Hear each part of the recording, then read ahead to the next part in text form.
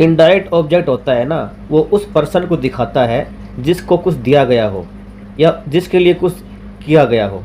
First example देखेंगे, ये देखो, Rama gave Hari a ball, और सामने लिख रखा है is equal to Rama gave a ball to Hari. तो यहाँ पे डायरेक्ट इनडायरेक्ट पता लग जाएगा, क्योंकि डायरेक्ट ऑब्जेक्ट से पहले ही इनडायरेक्ट आता है, ठीक है, और वर्ब के बाद आता है। और इसमें जो बॉल है वो दी गई किसको, हरी को दी गई। तो मैंने बताया था ना गिवन, और फिर डन वाला देख लेते हैं कुछ किया गया हो किसी के लिए। तो आई बोट रमा ए बॉल, मैंने रमा को एक बॉल खरीदवाई, ठीक है।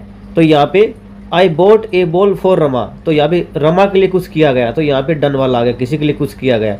तो ये इनडायरेक्ट ऑब्जेक्ट होता है। अगला सेंटेंस देखेंगे, दिस इज रमाज अम्ब्रेला, यह रमा का अम्ब्रेला है। तो रमा के बाद एपोस्ट्रोफी एस लगाया गया है, इसका मतलब ये पोजेशन दिखाता है, ये पोजेशन दिखाता है। और जो पोजेशन दिखाए ना उसको हम पॉजेसिव केस बोलते हैं, पॉजेसिव केस। इसको जेनेटिव केस भी बोलते हैं, जेनेटिव केस लिखा गया इधर, ठीक है।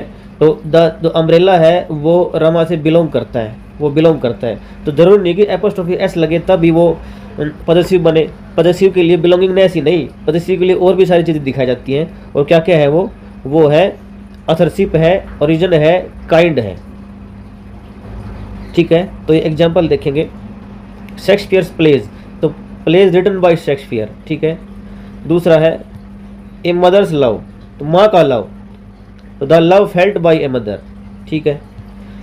द प्रेसिडेंट स्पीच, स्पीच किसका है, प्रेसिडेंट का, तो speech delivered by the president.